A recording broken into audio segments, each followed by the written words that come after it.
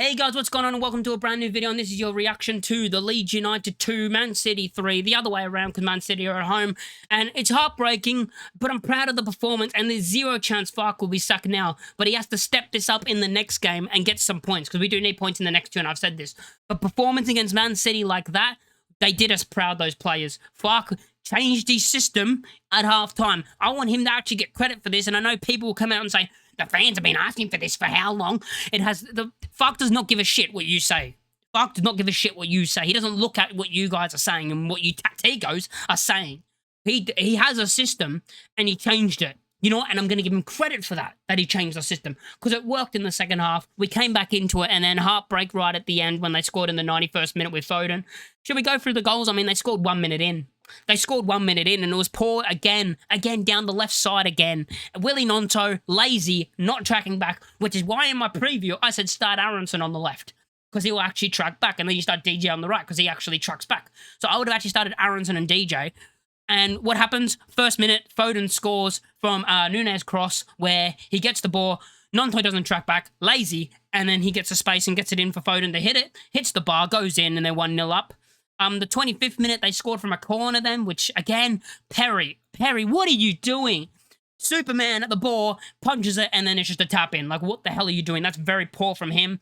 And yeah, both goals preventable at the first two. Go into halftime 2-0 down, you're thinking, oh no, we're in a lot of trouble. And it's probably over, really. Everyone probably thought it's going to be 5 or 6. Halftime, he makes some subs, brings Dan James off and Willie Gnonto off for BO and DCL. Plays the 5 at the back, the 3 at the back, however you want to say it. And then not long later, DCL scores. I'm going to give credit to DCL in this game, even though his goal, and I laughed at it, and it was shit. His goal was shit, let's be real. He tried the turn, and that's fun when he tried the turn, like he did the right thing trying to turn. His ability to turn there was terrible. His control was terrible, and he's lucky the ball got passed basically back into him for a tap-in. The ball got passed into him for a tap-in, bang, it's 2-1, we're back in it. You're thinking maybe, and then it took until the 68th minute where DCL was a great run through the channel in behind, gets taken out, wiped out. It's a penalty. Lucas Mecha may have missed the penalty. Donnarumma saves it, but Donnarumma is one of the best keepers in the world, and we all know this. But then the save just goes back into Mecha, who puts it in the back of the net, and it was 2-2. You know, 2-2. I'm like, oh my God, we might win this. Now, there is concerns. James Justin started, and I think he was all right, but he had to come off from an injury in the 69th minute, so I'm hoping that he's actually fine. So yeah, we made that sub. So James Justin came off for Goodmanson. Mecha then came off for Okafor in the 82nd minute, and then we went 3-2 down. Fark was about to bring on Aronson for Tanaka, and right before he was about to, like, he was already about to make the sub. Like, the sub was already happening. Foden scores a great finish. It's a great finish from Foden. He gets 2 today. Great performance from him. He scores his second, and they go 3-2 up in the 91st minute and win the game. It's just so frustrating for how good we played in that second half to bring it back from 2-0 down to 2-2 and then losing it in the 90th minute.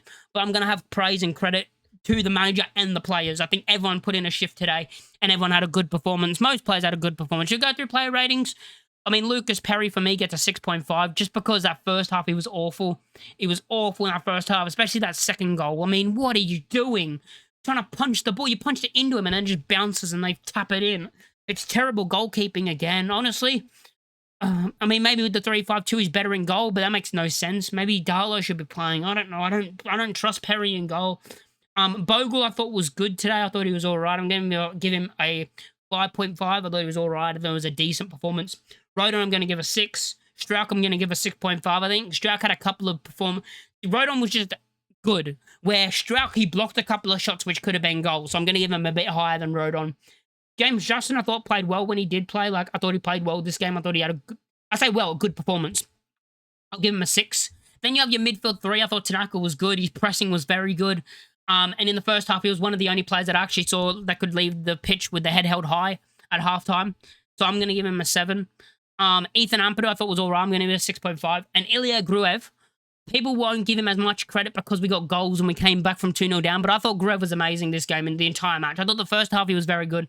And I thought the second half he was very good as well. I don't think he's going to get the credit that he should get for how good he actually did play in that first and second half. But for me, he's my man of the match. I'm going to give him a 7.5. For all the shit that he gets from our fan base as well, I thought he was incredible today. I thought defensively, very good. I thought, because he was the one from the corners that was marking Haaland, so I'm going to give him credit for that as well.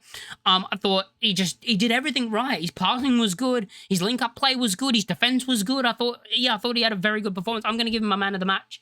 You normally give it to like the goal scorer and whatever, but I think I'm going to give it to Grove. I think he deserves it for how people kind of also talk about him like he's a terrible footballer. And honestly, I think Grove keeps his spot for the next game. I think he was that good that he deserves to keep his spot. He might come out for Stack, but I think Grove's actually deserved to keep his spot on that side, in the position. So yeah, the front three. Then we had James, who I thought was our only option in the first half. We tried to get it in behind him a couple of times, and he was on our only outlet. And as I said at halftime, well before halftime, if Dan James is your only chance outlet in the Premier League, that's a problem. No offense to Dan James, but if he's the only hope you have, it's a problem. But I thought overall he didn't play that bad, but he didn't really have much to do. He tried to get in behind. It didn't really work. I'm going to give him a 5.5 because I thought he was a bit better than average.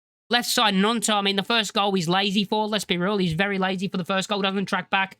That's again, just like Okafor in the last game, didn't track back against Villa. Nonto doesn't track back. This is worse. It's in the first minute of the game. In the first minute of the game, you're not tracking back to help defensively. What are you doing? And that's why, as I said before, I would have started Aronson on the left. But that didn't happen. And Nonto, I thought, in attack wasn't that great either. I'm going to give him a 4. I'm going to give him 5. Just a plain 5. Metcha, good performance. Missed his penalty, but scored the rebound. I thought performance-wise overall, he was very good. I thought his performance was good. He did well against, Diaz, Gavadio, 2 very good defenders.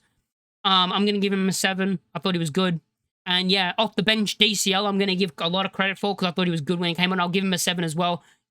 Won the penalty for the second goal, scored the first, even though it was a bit fluky. But overall, his performance, he was good. He won free kicks.